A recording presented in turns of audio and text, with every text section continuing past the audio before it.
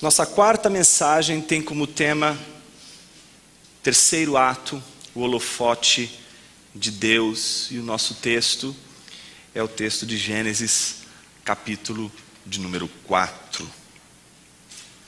Um famoso aforisma de Gaia à Ciência, um livro de Nietzsche, famoso aforisma 125, ele diz lá que um homem louco, com uma lanterna em suas mãos, logo pela manhã, desce até o mercado e começa a gritar diante de todos os que estão ali: onde está Deus? Onde está Deus? Deus está morto, nós o matamos. Quando Nietzsche escreveu essa passagem, ele estava exatamente refletindo sobre o estado espiritual, ético, moral de uma Europa que foi completamente destruída em seus padrões morais num movimento aparentemente ingênuo. E que movimento aparentemente ingênuo foi esse? O movimento de tirar Deus da ciência. O movimento da modernidade que se despediu de Deus e disse o seguinte: não precisamos de Deus para fazer ciência. Não precisamos de Deus para pensar. Não precisamos de Deus para usar as nossas capacidades intelectivas no que diz respeito ao conhecimento científico. Então, homens de ciência expulsaram Deus da ciência. No entanto, perceberam que expulsar Deus da ciência foi uma atitude que no mínimo, trouxe uma série de implicações que talvez muitos deles não tinham pensado. Imagina a cena de, por exemplo, você está lá no supermercado e tem aquela latinha, sabe, aquela latinha de apoio de uma pilha de latinhas. E aí você diz assim: eu quero esta latinha, deixa eu tirar essa latinha. E você tira essa latinha, o que vai acontecer? Todo o outro montante, todas as outras latinhas, elas vão desmoronar. É quase que isso que aconteceu. Quando você tira Deus do fundamento do conhecimento, da inteligência e diz: Deus não é coisa para ser pensada, Deus não é coisa que tem que orientar nosso pensamento, Deus não tem nada a ver com nossa inteligência, Deus não tem nada a ver com nossa razão, e a gente simplesmente tira Deus disso, o que vem logo em seguida é um edifício todinho que estava construído e baseado justamente exatamente nesse ponto que começa a cair. Talvez um dos maiores emblemas seja aquele que foi talvez o maior representante daquilo que se chamou o iluminismo. E não é chamado de iluminismo à toa, é chamado de iluminismo porque considerou tudo que vinha antes trevas, escuridão. Então, se somos os homens das luzes, somos os homens que têm a luz em suas próprias mãos, somos então aqueles homens que consideram que tudo aquilo que foi feito no passado não passa de treva, não passa de escuridão, e a gente precisa então se movimentar para esse mundo novo, essa nova era, a era das luzes, a era em que o homem agora, de fato detentor de toda a autonomia no conhecimento, vai dar as cartas de todas as coisas na vida, no mundo da vida. Basta separar. Deus fica no mundo da religião, Deus fica apenas como uma questão de foro íntimo, uma questão subjetiva, e portanto ciência vai tratar das coisas objetivas, das coisas da razão, das coisas relacionadas à inteligência humana. Só que o que aconteceu? Toda a ética desses povos estava baseada nesse Deus. Tirando Deus, a razão da moralidade, a razão do bem, a razão que explica o que é mal, aquilo que diz o que é justo, o que é injusto, o que é certo e o que é errado, foi comprometido. É como se Nietzsche estivesse dizendo para todos os homens dos seus dias o seguinte: gente, vocês não sabem que quando tiramos Deus do fundamento da ciência, nós esquecemos de nos livrarmos do cadáver. Deixamos o cadáver de Deus lá na praça, e esse cadáver está cheirando mal, e ele está cheirando mal justamente na ética. Porque quando chega na questão ética, quando chega na questão moral, todo mundo tem que dizer que existe Deus. Porque se não existe Deus, toda a nossa ética, toda a nossa moralidade é relativizada. O que é certo e o que é errado depende de cultura. O que é certo e o que é errado depende de contexto. O que é certo e o que é errado depende do teu ponto de vista, depende de onde você está olhando. Não temos mais um critério último, um valor supremo para medir as ações em todos os contextos. Então o que Nietzsche faz é o seguinte: vamos fazer o serviço inteiro. Tiramos Deus da ciência, e aí num livro chamado Para Além do Bem e do Mal, ele diz o seguinte: vamos tirar Deus também da ética. Vamos tirar Deus também do fundamento da moral. Não existe nada desse negócio de dever, de imperativo categórico, dizer, olha, tem que ser assim porque é assim. Não precisa ser assim. Temos que encarar que o homem agora é maior do que tudo aquilo que ele construiu até hoje. Ele tem que decidir, ele tem que dar conta de tudo aquilo que envolve, de alguma forma, a sua própria vida. Em outras palavras, a nossa maneira de pensar vai determinar a nossa maneira de agir. E é isso que aconteceu na modernidade. Uma maneira de pensar que fundamentava uma maneira de agir foi modificada. E quando você modifica um pensamento, a ética não consegue se permanecer da mesma forma, porque ela vai mudar também. Se sua mente muda, suas ações mudam. Se tua teologia muda, a primeira coisa que vai reverberar essa mudança na tua mente é na tua ação. Se você descobre que Deus não é mais um ser que funciona da seguinte maneira: eu vou dar ali uma grana hoje lá na igreja e ele vai me abençoar no dia seguinte. E aí você descobre que isso não funciona, que Deus não se submete a esse tipo de barganha. Você não consegue mais orar assim. Você não consegue mais se dirigir a Deus dessa maneira. Se você passa por uma mudança de pensamento sobre Deus, essa mudança de pensamento sobre Deus vai trazer mudanças na tua maneira de agir. É sobre isso que a gente vai falar hoje. O Éden nos ensinou isso. Quando o homem mudou a sua maneira de pensar, a sua maneira de agir também mudou. Gênesis 3 e 4 são importantíssimos. Importantíssimos.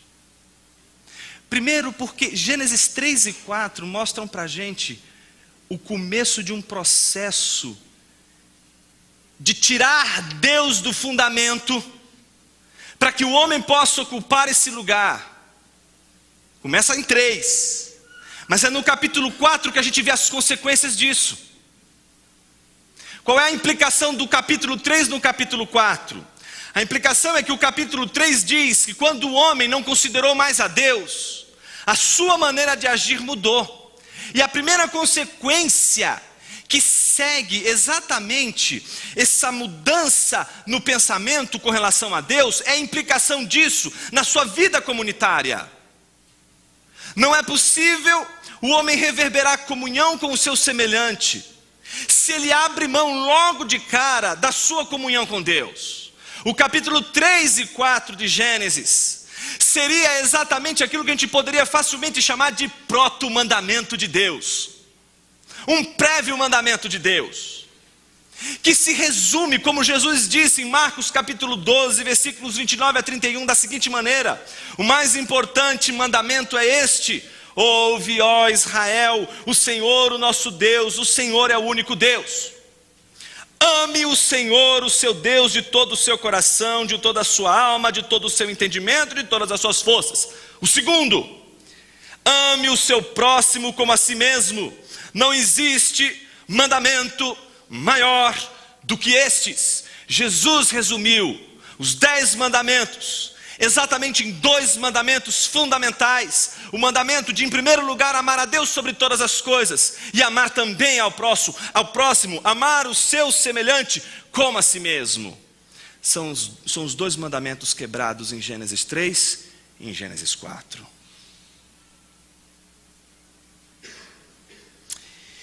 pensando exatamente na ligação que existe entre tudo aquilo que a gente já viu de Gênesis 3, com aquilo que a gente vai ver hoje em Gênesis 4. Eu gostaria de propor para a nossa reflexão hoje a leitura de Gênesis 4 sobre duas cenas. Uma cena eu chamei de ética sem Deus. Essa tentativa de agir no mundo, de tomar decisões morais sem considerar Deus, sem olhar para Deus, desconsiderando Deus. Essa é a primeira cena. A segunda cena é a cena de uma cidade sem Deus. E com isso o que a gente está querendo dizer? Que quando edificamos uma ética sem Deus, construímos uma cidade sem Deus. Uma cidade sem Deus é fruto de uma ética sem Deus. E é isso que a gente quer mostrar com a leitura de Gênesis capítulo 4. Como a gente vai fazer isso? Em primeiro lugar, analisando a primeira cena, como se dá no capítulo 4 essa manifestação de uma ética, de uma maneira de agir no mundo sem Deus. Isso vai do versículo 1 ao versículo 16 do capítulo 4. Vamos começar com os dois primeiros versículos, os versículos 1 e 2, a primeira parte do versículo 2. Diz assim: Adão teve relações com Eva, sua mulher, e ela engravidou e deu à luz Caim. Disse ela: com o auxílio do Senhor tive um filho homem. Voltou a dar à luz, desta vez Abel, irmão dele. Ponto. Primeira coisa importante, trata-se de uma genealogia. É o início de uma genealogia. E essa genealogia começa dizendo exatamente o seguinte: Adão e Eva tiveram um primeiro filho. E qual foi esse primeiro filho? Caim. No entanto, logo no início dessa genealogia, nós vemos a mulher, pronunciar um discurso sobre Caim.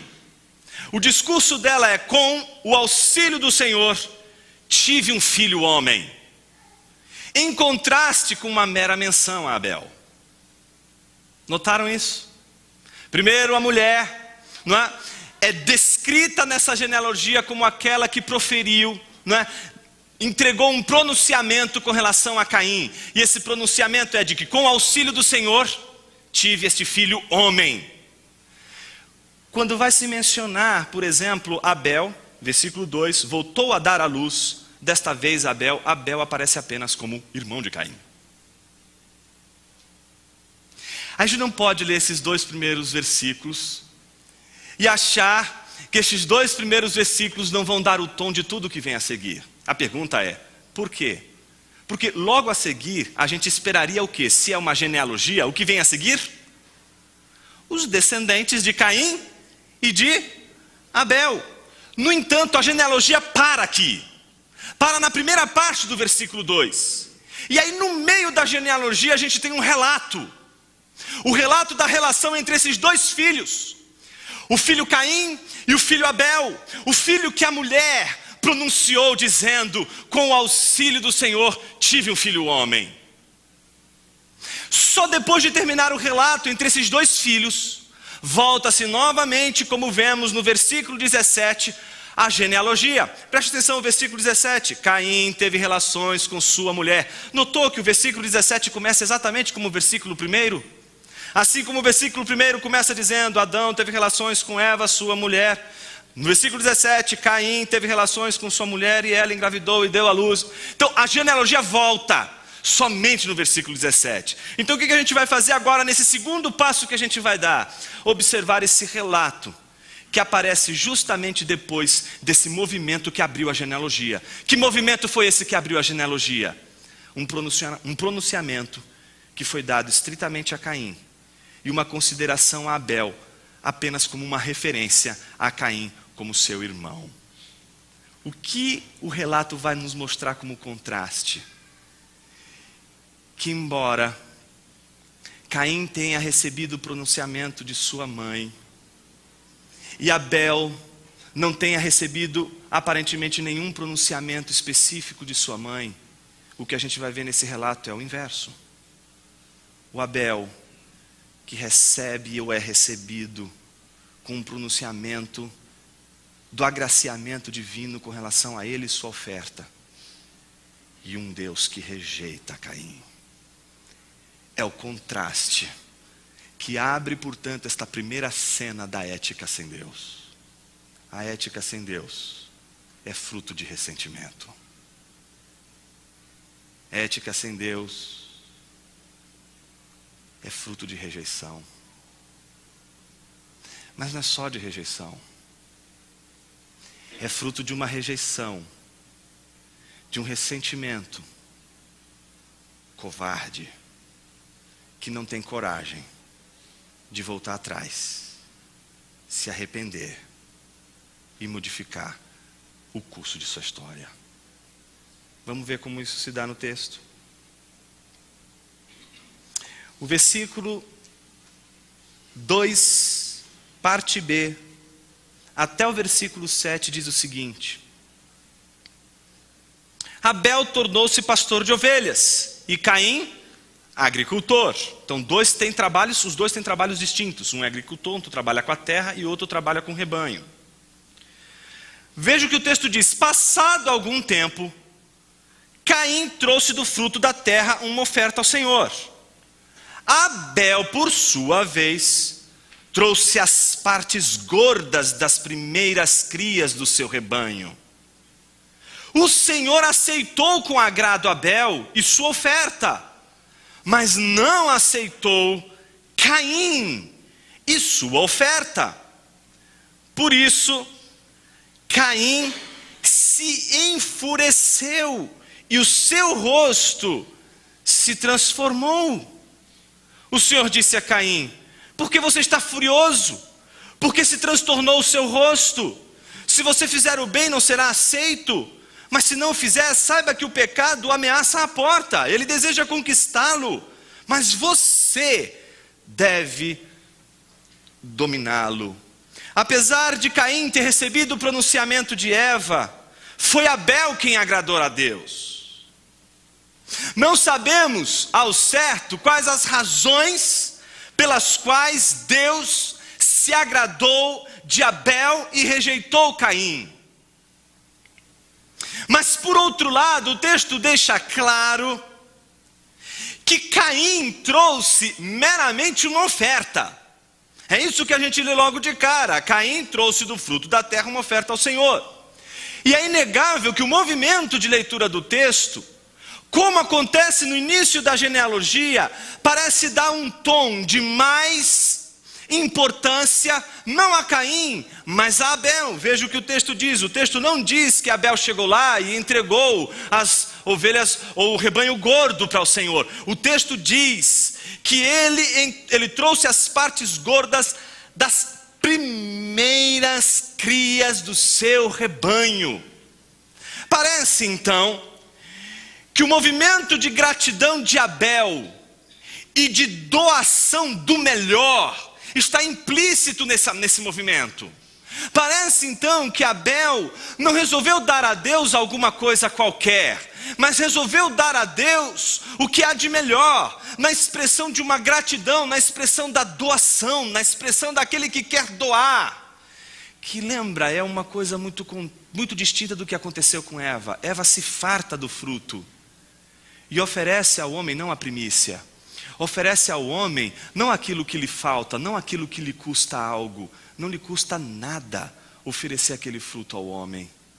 Parece que o texto então nos mostra que de um lado tem um ofertante que oferece a Deus algo que lhe custa algo, enquanto de um outro lado existe um ofertante que oferece algo a Deus. Mas a grande pergunta é: custa a Caim aquilo que ele oferta a Deus? Não sabemos. Não temos certeza disso. Não temos como olhar do texto bíblico e chegar a uma conclusão sobre isso. Mas temos a certeza pelo texto que Caim não agiu corretamente. E isso é que a gente tem que se prender. A gente não tem que se prender nos critérios de Deus. A gente não tem que se prender no conhecimento que Deus tinha do coração, por exemplo, de Abel e do coração de Caim, para julgar a oferta, para julgar Caim e Abel. Nós temos que partir do pressuposto, em primeiro lugar, que Deus tinha boas razões para se agradar de Abel e rejeitar Caim. Como a gente vai tratar isso e mostrar isso no texto de uma maneira muito clara e precisa? Veja você, por analogia, o que aconteceu quando Samuel, sacerdote de Deus, foi comissionado por Deus para ungir o próximo rei de Israel. Quando ele vai ungir o primeiro rebento da casa de Jessé, Deus interrompe Samuel e diz o quê? Eu o rejeitei. A resposta que Deus vai dar ao sacerdote é a seguinte: o homem vê apenas o exterior, mas Deus, o que ele sonda? Conforme o salmo que a gente abriu o nosso culto de hoje, sonda o coração, ele conhece o interior. Portanto, a maneira de Deus conhecer o bem e o mal nunca será limitada como é a nossa maneira de discernir o bem e o mal, porque não temos acesso à interioridade das coisas, não temos acesso à interioridade do ser humano, não temos acesso ao coração dos seres humanos, não temos as condições que Deus tem para julgar as pessoas, com base não apenas naquilo que elas fazem, mas com base naquilo que elas são. Então parece que Deus sai em vantagem absoluta em relação ao homem, quando se trata de julgar o que é o bem, o que é o mal, o que é o certo e o que é errado. E foi isso que o homem perdeu. Quando o homem resolveu comer do fruto da árvore do conhecimento do bem e do mal, ele não perdeu a possibilidade de ter esse conhecimento de Deus, porque este era o engano, este era o equívoco da serpente. Fazer com que o homem pudesse acreditar que ele seria capaz de ter o conhecimento das coisas do bem e do mal, como Deus tem. Mas na verdade, o que Deus ofereceu ao homem não foi com aquele fruto a possibilidade de ele um dia se tornar Deus, mas foi o anúncio do pacto de Deus ali presente naquelas obras, de que o homem deveria confiar no conhecimento que Deus tem do bem e do mal, confiando no olhar de Deus que não é como o dele, que conhece todas as coisas com profundidade na sua interioridade, a confiança de que a voz de Deus está acima das nossas subjetividades, a confiança de que a palavra de Deus tem mais autoridade do que a minha opinião e a minha perspectiva dos fatos. Confiar em Deus mais do que em nós mesmos. Foi isso que o homem perdeu. E ele passou a confiar no seu juízo, passou a confiar na sua maneira de conhecer o bem e o mal, de, portanto, julgar as pessoas.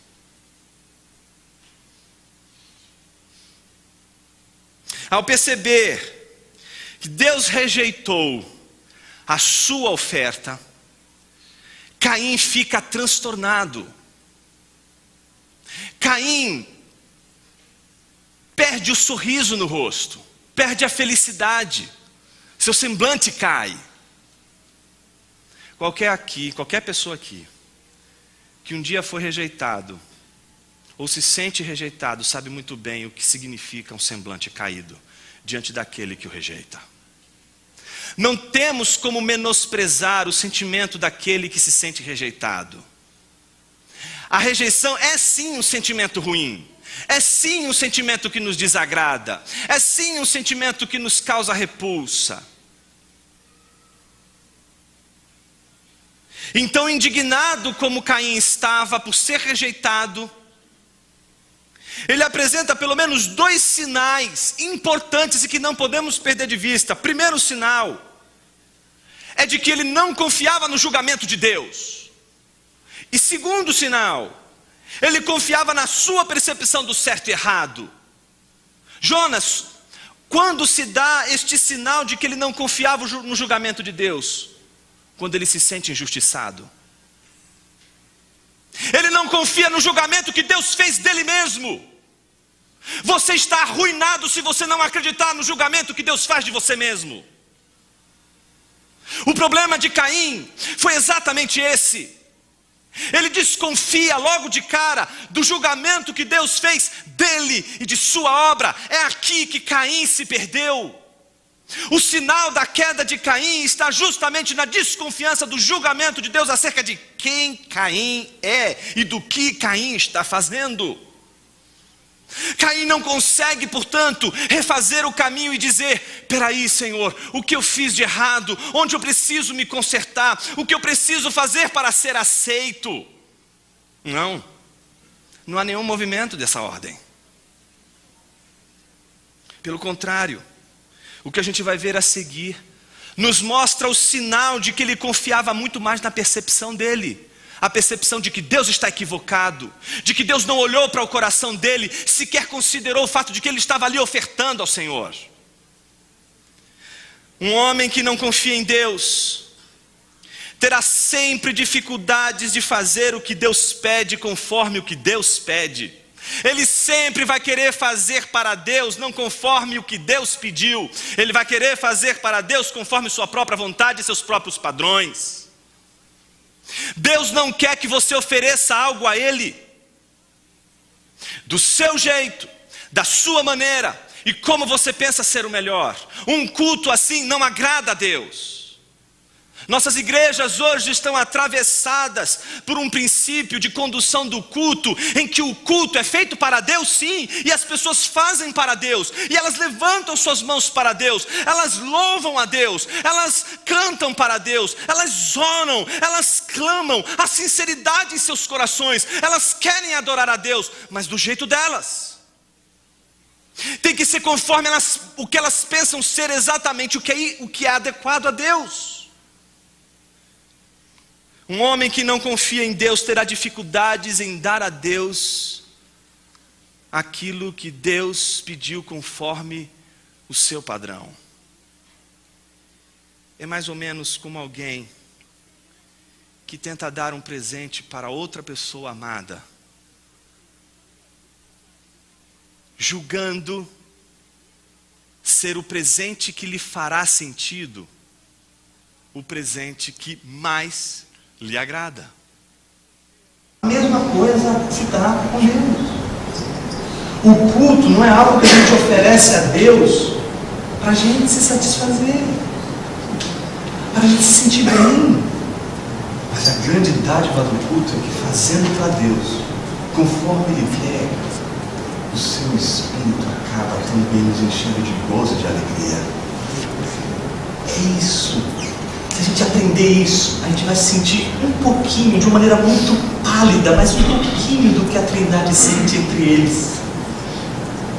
Essa doação que dá prazer, essa doação que dá alegria, esse doar que nos causa contentamento.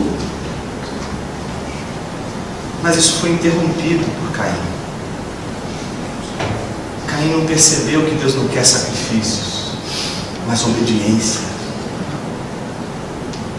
A teologia de Caim era de que ele deveria agradar a Deus de acordo com o seu padrão e não de acordo com o padrão de Deus. Mas olha que coisa interessante, Deus não puniu Caim, Deus apenas não se agradou dele e da sua obra. Quando Caim chega diante dele e apresenta a sua oferta, Deus não manda um raio para destruir Caim, Deus não destrói Caim, Deus simplesmente não se agradou de Caim, da sua oferta. Deus não rompeu a sua comunhão com Caim. Deus não está dizendo para Caim: vai embora e nunca mais apareça aqui. Deus não está julgando Caim. Deus está dizendo para Caim: Caim, isso que você me ofereceu não me agradou. Eu não recebo isso que você ofereceu, porque não é isso que eu pedi.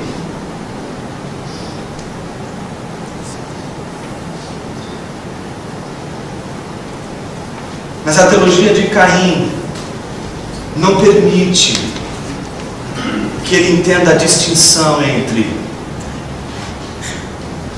desagradar a Deus e o juízo de Deus.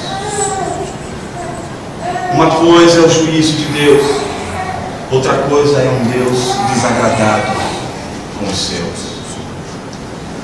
Nosso pecado desagrada a Deus, mas por causa do sangue glorioso de Jesus, que nos cobriu a multidão de pecados. Nossos pecados não são suficientes para anular o poder da cruz, que nos trouxe perdão e nos livrou do juízo de Deus, do juízo divino de Deus.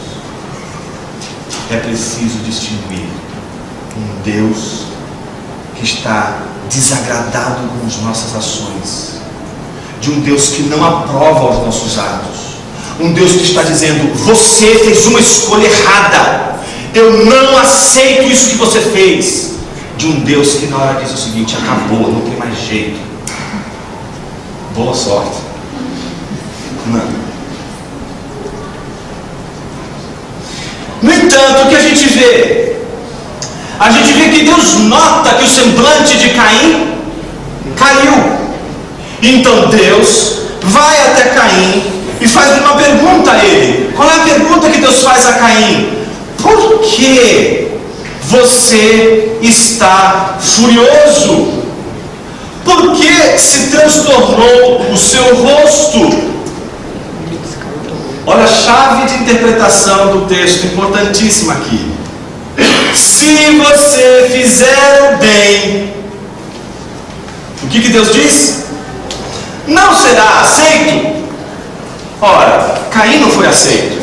Qual é a conclusão que a gente chega? De que ele não fez o bem. Porque se ele tivesse feito o bem, qual seria a conclusão?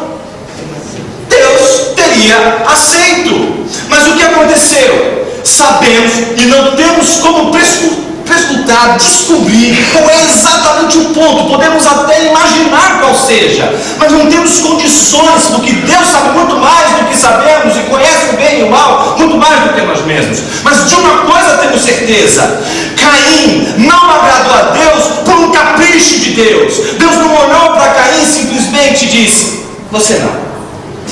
Não é um capricho de Deus, não se trata de um capricho de Deus, existem razões suficientes para isso. E a razão de Caim não ter sido aceito é de que ele não procedeu bem. Porque se ele tivesse procedido bem, ele teria sido aceito? Sim. E veja o que Deus vai continuar dizendo: mas se você não o fizer, saiba que a história não acaba por aí. E agora vem a alerta de Deus a Caim: se você não agiu corretamente, se você não agiu bem, então cuidado, porque agora você está debaixo de uma situação extremamente perigosa, você está vulnerável. E aqui a gente precisa ter todo o cuidado do mundo para analisar o texto, porque o que o texto está nos dizendo logo de cara? De que desagradar a Deus nos torna vulneráveis ao juízo de Deus. Desagradar a Deus nos torna vulneráveis ao pecado, ao domínio do pecado sobre nossas vidas. Veja o que o texto diz: mas se não o fizer, saiba que o pecado ameaça a porta. O ameaça a porta é a ideia de um leão, de uma fera à espreita, esperando para te dominar. Então fique esperto, porque no momento em que você procedeu mal diante de Deus e não foi aceito por Ele, alguma coisa está errada com você. Você precisa resolver esse caminho, você precisa acertar as suas contas, você precisa mudar a sua vida, você precisa dar um rumo para a sua vida. Mas se você não fizer isso, o que vai acontecer? Ele vai conquistar você, ele vai te dominar. Teu desejo será contra ti. E o que você tem que fazer? O que cabe a você? Dominar o desejo. Deus, portanto, deu a Caim o domínio sobre o seu desejo. Isso não dá para a gente, numa conversa: ah, sabe como é, pastor, a carne é fraca. Não tem carne fraca nenhuma, não adianta pôr a culpa, não. Isso é coisa de Adão. Vamos assumir as coisas de uma maneira muito clara. Tínhamos que cumprir o domínio sobre nossos impulsos e não cumprimos o nosso dever. É isso que está acontecendo agora com Caim. Ele está debaixo da decisão que ele precisa tomar. Ou ele trata daquele desagrado que ele fez a Deus, ou então ele continua desagradando a Deus, e desagradando a Deus, o pecado vai dominá-lo.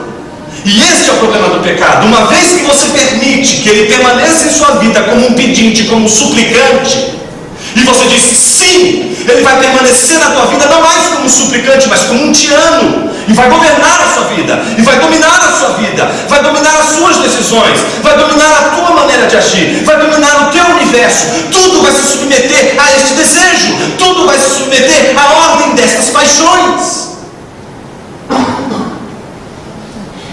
Portanto, Caim precisava revisar sua teologia. Caim precisava revisar a sua maneira de pensar, e Deus está dando para Caim os padrões. No entanto, o que a gente vê a partir do versículo 8 a 12 é exatamente o que a gente viu no capítulo 3 de Gênesis. O mesmo movimento. Porque Caim, na hora que ele precisava rever, se consertar, se arrepender, não é buscar de Deus, e buscar a Deus, buscar a face de Deus, não. Ele permitiu que o pecado que entrou como um suplicante permanecesse em sua vida, e quando ele permanece na nossa vida, ele se torna um tirano e começa a governar os nossos intentos. E aí, quando ele governa os nossos intentos, caímos. É isso que aconteceu com Caim. E quando acontece o pecado ele tem uma espécie de roteiro clássico, já dado em Gênesis 3 e que se repete em Gênesis 4. O roteiro do inquérito policial. Lembra da semana passada? Começa com o crime. Do crime, o que a gente vê logo em seguida? O inquérito de Deus. A defesa, porque Deus não vai e julga simplesmente. Ele dá a oportunidade do sujeito ainda no inquérito divino reconhecer o seu pecado e ser ali e poder dar um outro rumo para a história. Então ele concede a defesa ao que é inquirido, mas termina sim com o julgamento. O mesmo padrão. Como isso se apresenta? Versículo 8, o crime. Disse, porém, Caim a seu irmão Abel: vamos para o campo. Ou seja, isso já diz que tudo estava premeditado. Não aconteceu de qualquer jeito. Ele levou para um lugar onde os holofotes humanos não seriam capazes de enxergar. Ele foi para um lugar onde nenhum homem estaria, onde ninguém mais estaria. E lá naquele campo, ele descobriu que quando se perde a piedade no altar, se é conquistado pelo pecado no campo. Quando a nossa teologia é ruim, a nossa ética acompanha também a nossa teologia. Veja o que acontece no texto. Quando estavam lá, Caim atacou seu irmão Abel e o matou. Bruce Waltz, ele diz uma coisa muito interessante. Ele diz o seguinte: o fracasso de Caim no altar o conduziu ao fracasso no campo. Teologia e ética são inseparáveis. Toda vez que você vê um teólogo, um pastor começar a questionar a palavra de Deus, a autoridade da palavra de Deus, a autoridade de Deus, não tenha dúvida, logo em seguida, o problema seguinte é um problema ético e moral. Todas as vezes que a gente questiona a autoridade das Escrituras, todas as vezes que a gente questiona os princípios elementares da fé cristã, nós abrimos a porta para a imoralidade, abrimos a porta para a ausência de ética, de padrão moral para a vida. Então, por que a gente precisa de pastores fiéis na palavra de Deus? Pastores que não estejam preocupados em ter multidões, mas em ter gente que ame a palavra de Deus e preserve a palavra de Deus. Porque se a gente não fizer esse caminho, o caminho seguinte já está datado, já está dado. É a falência da nossa moralidade, é a falência da nossa ética. O nome disso é racionalização também. O nome disso é racionalização do pecado. Veja, o crente, ele sofre um problema muito sério. Até para pecar ele tem que ter base bíblica. Ele não vai conseguir fazer nada nessa vida sem base bíblica. Então, para ele pecar, o que ele vai precisar fazer? Ter base bíblica.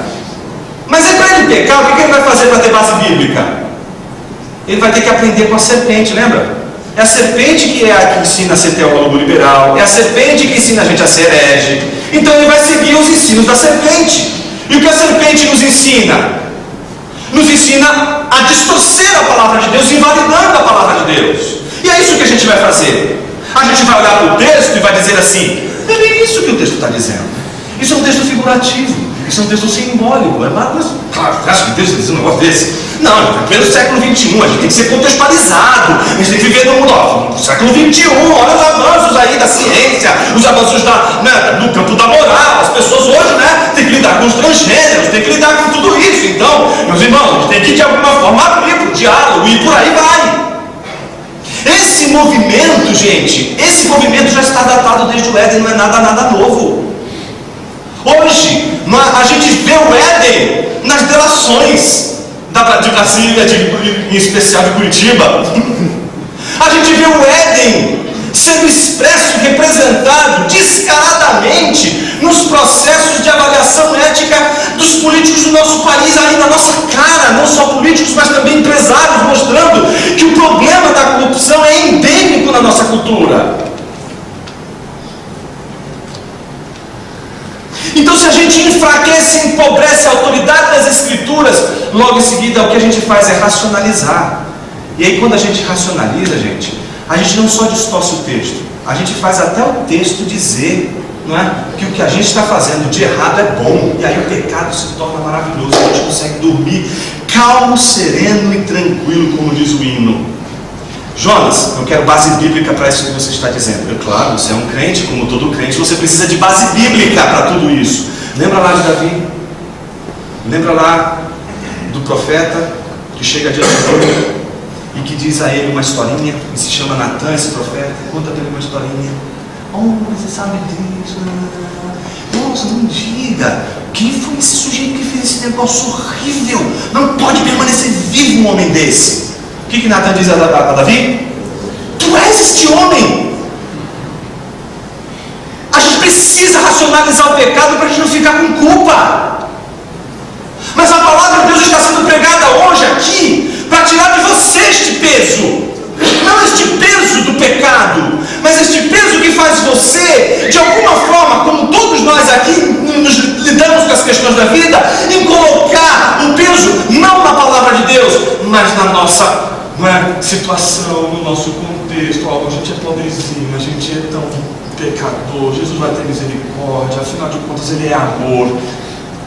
Meus irmãos, chega de discutir, chega de falar de Deus dessa maneira. Eu tenho certeza que Deus é amoroso. E hoje, como é dia das mães, eu creio que minha mãe também era amorosa. Mesmo quando ela dizia, não faça isso. A gente sabe o que significa não faça isso se a gente fizer. Ela não vai ser tão bonzinho com Deus, que vai perguntar primeiro, vai dar direito à resposta, não é? Então, e nem por isso você odeia a sua mãe.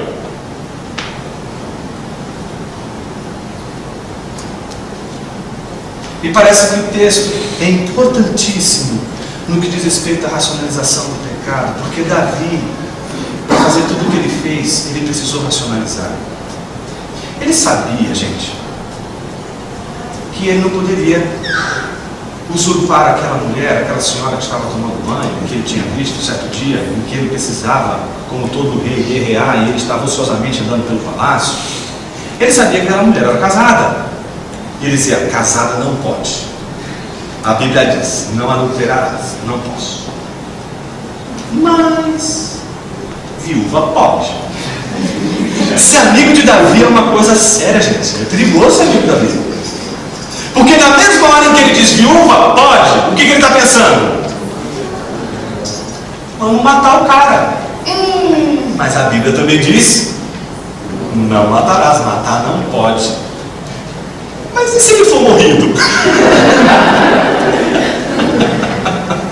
E se ele for para uma batalha que ele vai morrer? Morreu, né? Eu não matei, né? Ficou viúva pode. Pronto, está resolvido. Ele dorme feliz e tranquilo. Racionalizou o pecado. E para acordar do pecado, a gente precisa de Natan na nossa vida. Porque é Natan que faz a gente enxergar a teologia maluca que a gente teve que inventar para solidificar os nossos atos inconsequentes. No caso de Caim, Deus se antecipa Porque é isso que a palavra de Deus faz comigo e com você. Ela sempre se antecipa ao nosso pecado e vai dizer: não é bom, não é deixar que o seu desejo domine você. Domine o seu desejo. Mas Caim não dominou, cometeu o crime, e cometendo o crime, ele precisou responder às perguntas de Deus. E a pergunta que Deus faz é a seguinte, versículo 9. Onde? Deus gosta dessa pergunta, não? Onde está Caim, Abel, o seu irmão Caim? E mais uma vez, não é? O demônio da responsabilidade manifesta, se apodera do corpo de Caim e responde o que é Deus?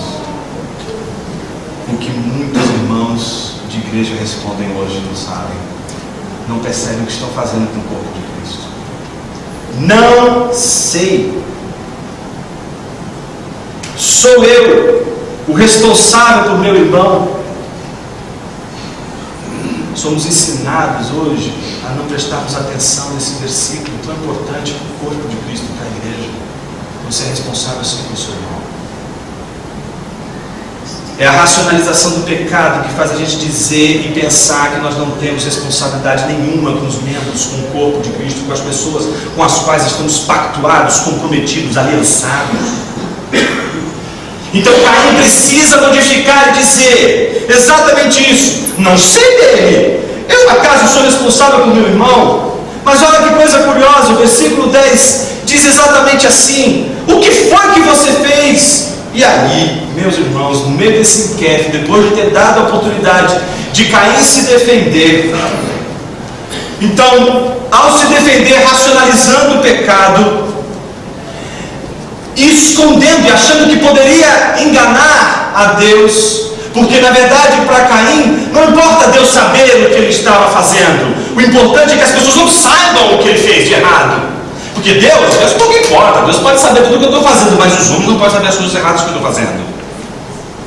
Então, Deus força Caim a cair em si mesmo ao dizer: o que foi que você fez? Escute, da terra o sangue do seu irmão está clamando. A partir daqui a gente vai ver 4 aspectos do julgamento de Deus. O primeiro aspecto do julgamento de Deus é o aspecto do holofote divino. Nada está oculto aos olhos de Deus. Deus está enxergando tudo o que está acontecendo. Por isso, quando Caim não assume a sua responsabilidade, foge da sua responsabilidade de assumir aquilo que ele cometeu, então Deus lhe diz: o que foi que você fez? Escute, da terra o sangue do seu irmão está clamando. Eu sei o que você fez. Nada se esconde de Deus. Mas como Caim não considerava Deus, ele se preocupou apenas com o holofote dos homens. Mas não somente isso. No julgamento de Deus é o segundo aspecto, o aspecto da maldição. Veja o que diz o texto, versículo de número 11: agora amaldiçoado é você pela terra. Esse trecho do versículo é importantíssimo. Por quê? Diferente de Adão, Deus amaldiçoou Caim. No julgamento do capítulo 3, só uma das pessoas ou das personagens envolvidas ali na cena do inquérito de Deus foi punida com a maldição. E quem foi? A serpente. A serpente foi amaldiçoada. E aí a gente precisa lembrar disso de novo. Porque o que está no transfundo de toda essa discussão? Uma inimizade que Deus colocou entre a serpente e a mulher, entre o descendente da mulher e o descendente da serpente. E aqui Caim está representando exatamente o descendente desta serpente, que não é uma espécie animal, mas é aquela, como a gente viu, que está refletida lá em Apocalipse, que representa a figura de Satanás e o diabo. O que está sendo dito aqui, portanto, é que Caim está exatamente na posição daquele que se opôs ao descendente da mulher. Ele é amaldiçoado como foi amaldiçoada a serpente. Isso fica ainda mais interessante quando a gente lê 1 João capítulo 3, versículo 11 e 12, que diz o seguinte: Esta é a mensagem que vocês ouviram desde o princípio, que nos amemos uns aos outros. Não sejamos como Caim, que pertencia ao maligno e matou seu irmão. E por que o matou? Porque suas obras eram más e as de seu irmão eram justas. É a inimizade entre as duas descendências. Por isso Deus amaldiçoa Caim. Terceiro aspecto, o da inimizade com a terra. Para Caim isso significava muito. E a gente tem que lembrar do versículo de número 2, parte B. Porque Abel, ele cuidava de rebanhos. Mas e Caim? Era agricultor. O que pode ser de um agricultor sem a terra? O que Deus está dizendo é que aquilo do qual ele luta para sobreviver está em inimizade contra ele. O seu trabalho se voltou contra ele mesmo. Veja o que o texto diz: quando você cultivar a terra, esta não lhe dará mais da sua força. E por último, o aspecto final da insegurança. Você será um fugitivo errante pelo mundo, desprovido de um lugar seguro, desprovido, portanto, da segurança. Mas o julgamento de Deus, como foi o julgamento de Adão e Eva, não da serpente, mas de Adão e Eva, é constituído também da sua misericórdia. E Deus exerce misericórdia a Caim de uma maneira muito peculiar. Isso está nos versículos 13 a 16. Disse Caim ao Senhor: meu castigo é maior do que posso suportar. Hoje me expulsas desta terra e terei que me esconder da tua face. Serei um fugitivo errante pelo mundo e qualquer que me encontrar me matará. Então veja como Caim está trabalhando com seus padrões. Então ele vai ser punido. Alguém que vai encontrar ele vai se vingar de Abel e ele vai morrer. E aí Deus diz: você vai morrer, mas não do seu jeito. Você ainda não aprendeu a lição. Não é do seu jeito. Não é da sua maneira. Não é a punição que você quer. Não é o castigo que você quer. Não é o castigo conforme a sua vontade. Não é a punição conforme o seu querer. É segundo o meu padrão. E qual é o padrão de Deus? Isso está presente logo no texto seguinte. Veja como Deus começa. Mas o Senhor lhe respondeu: não será assim. Assim como? Do seu jeito. Não vai ser do seu jeito, Caim. E aí veja o que Deus diz: se alguém matar Caim, sofrerá 7 vezes a vingança. Então Deus estava protegendo Caim de ser assassinado, mas não estava protegendo Caim de ser banido. Não estava protegendo Caim de ser rejeitado, mas estava protegendo Caim de ser assassinado. Então Deus diz: e o Senhor colocou em Caim um sinal. Gente, não colocou na descendência, colocou só em Caim. Uma tatuagem. Uma tatu lá no Caim, só nele. Só nele, tá bom? Nada de eugenia. Deixa a eugenia para um outro contexto. Aqui Deus não está falando que foi a descendência, é Caim. Deus está julgando explicitamente Caim. Deu a Caim uma marca. Qual é a marca que Deus deu a ele? Uma marca para que ninguém viesse a encontrá-lo e o matasse. E aí o versículo 16 é um versículo muito triste, porque ele diz que Caim afastou-se da presença do Senhor e foi viver na terra de Nod, a leste do Éden.